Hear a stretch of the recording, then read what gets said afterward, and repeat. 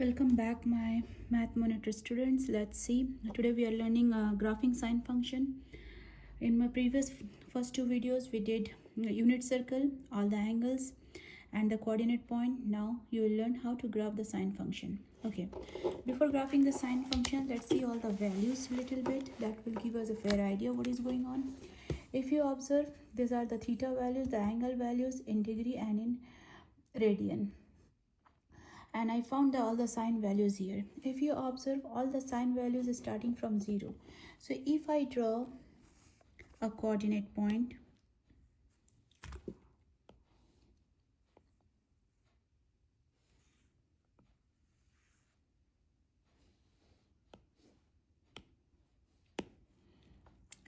zero, if you see 0, sine 0 is 0, so I will have a point here.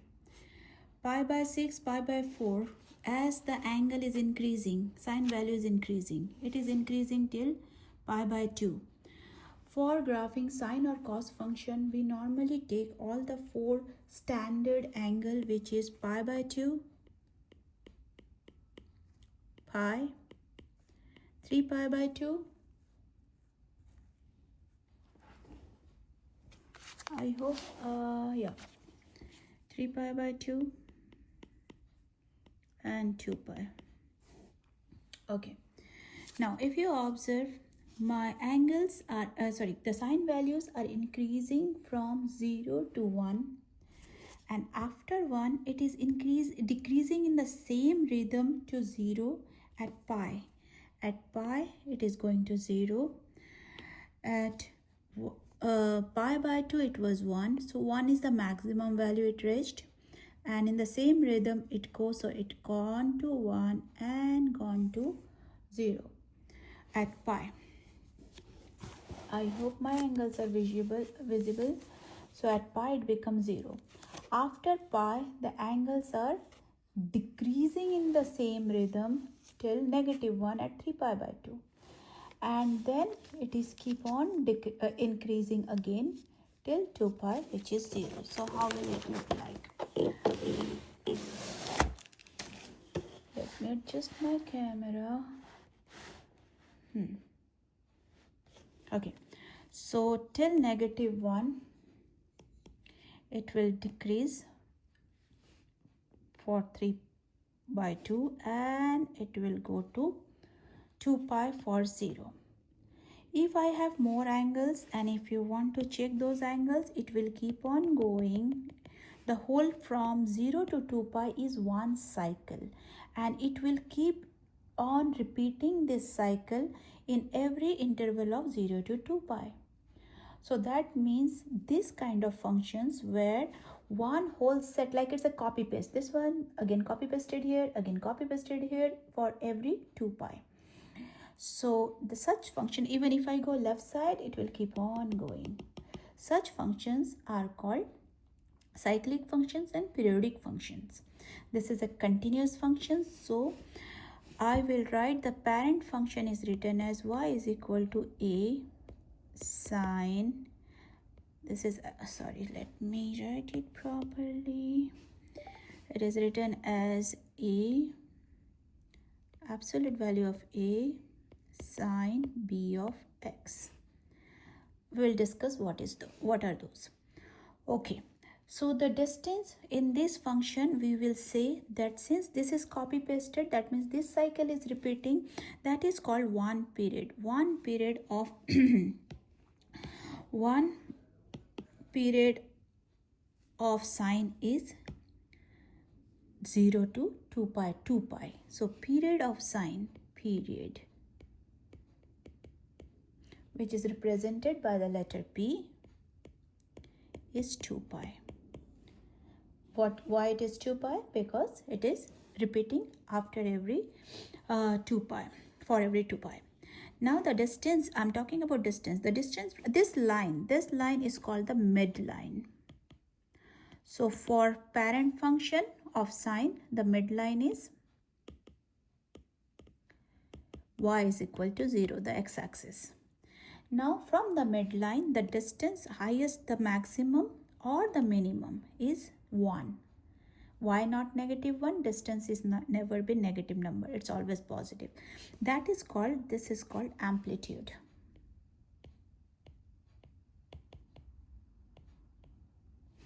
Which is this A. That is the reason it is kept in absolute value, because amplitude is always a distance, so it is always positive. For parent function, for sine parent function, the amplitude is 1. And so you can say, when we'll going forward, you can say that is also considered as technically for transformation of function, that is the vertical stretch or shrink. Going forward, we'll learn that. Now we learned this far, and when the period is 2 pi for the parent function, if I have to write using all this information, this parent function will look like this. Y is equal to just sine x, where the amplitude is 1 and period is 2 pi. So when the period is 2 pi, it will be simply sine x. If period is something else other than 2 pi, then that is the horizontal stretch or shrink. We'll come back to that in the transformation video. Okay, the next thing is, this is a continuous function. Sine function is a continuous function. Also, if you observe the function over the y-axis, it is reflecting over the origin. So what kind of function? It's an even or odd? It's a odd function. So sine function is an odd function. What is the meaning of odd function? If you guys remember, f of negative x is equal to negative f of x. You will need this going forward in the unit. Okay. What else we need? Domain and range. What is domain for sine function? If you see, it is keep on going. It's the arrowhead actually. So it's keep on going. It's a continuous function. So domain is all real number. What is the range of the function? Range is bottom to top. If you observe, bottom to top, top is 1 and bottom is -1. So range is from -1 to 1. Now in this function, if you observe, there are x-intercepts. There are x-intercepts like here. I should pick a dark point. Like here, here, here, right? So what are those? Are called zeros of the function. So what are the zeros of the function? Zeros are repeating 0, pi, 2 pi, 3 pi, and so on. So zeros of sine functions are pi, k, 0. These are the zeros. K is an integer. It could be -1, -2, 0, 1, 2, 3, 4. So those are the zeros of sine function. You can hold the video and take the notes for the sine parent graph. And now next we will do the cos parent graph. In the next video, I will do the transformation of each function. So try to draw this graph by yourself after pausing the video, and then come back and redo for the cos function. Let's start with the cos function. So next is the graphing cosine function.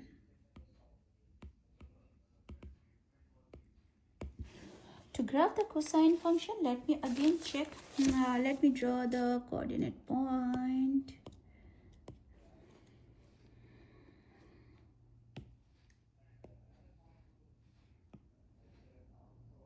As I said, for all the functions, try to take the coordinate point as the standard coordinate points, which is 0, the x points and y points. I'm talking about the x coordinate point. 0, pi by 2, pi, 3 pi by 2, and 2 pi. And let me show you the values that I did already. Now we will concentrate on the cos values. If you see, cos 0 is 1 and it is decreasing to 0 at pi by 2. And from 0, it is going down below the x-axis till -1 for pi. Let's do that. So it's starting from 1 and it is going down to 0 at pi by 2, and it will become 1 at pi, -1 at pi. If you see the chart, it will go up. If you want to hold the video and check the chart, you can see from 2 pi by 3, the pi, it's decreasing till -1, then it is increasing till 0, and again increasing above the x-axis till 1. Okay, so it will go to 0. Again 3/4 is, cos of 3/4 is 0. If you remember your unit circle and the angles, you can easily get it. After this step, the graph will repeat. It will repeat. On the left side also it will repeat. So that means from 0 to 3/4, sorry, my bad, 0 to 2 pi, this is a one set of graph, and then it is copy pasting everywhere. So what is the period? Let me write the standard form of the graph. Standard form of the graph is y is equal to, again the same thing, absolute value of a cos of b of x. A is the amplitude. What is amplitude? The distance from the midline to the minimum or maximum. That is 1. So here in this case, amplitude is 1. Period is when it is repeating after every 2 pi. So for cos function, period is 2 pi. And what else we need to do? Domain, it is a continuous function. And domain will be all real number. Range will be bottom to top, -1 to +1. Now about the odd and even function, you can guess it is reflecting over y-axis, so it's a even function. And now to find the zeros, if you observe, the first 0 is at whatever I'm doing right now, the same way you will follow when we'll do the transformation, remember. So what I'm doing, first 0 is at pi/2. Second 0 is 3/4. Next 0 will be 5/4. So basically the difference between the zeros are pi. From here to here it is pi. And the first is pi/2. So how will I write the zeros? Zeros of cos function will be, take the first one, which is pi/2 plus pi k. Then it is 1 pi, 2 pi, 3 pi, 4 pi. It's keep on increasing by pi. So zeros of cos function is pi/2, the first one, plus pi k and 0. So zeros of the cos function looks like this. These two are the sine function and cos function.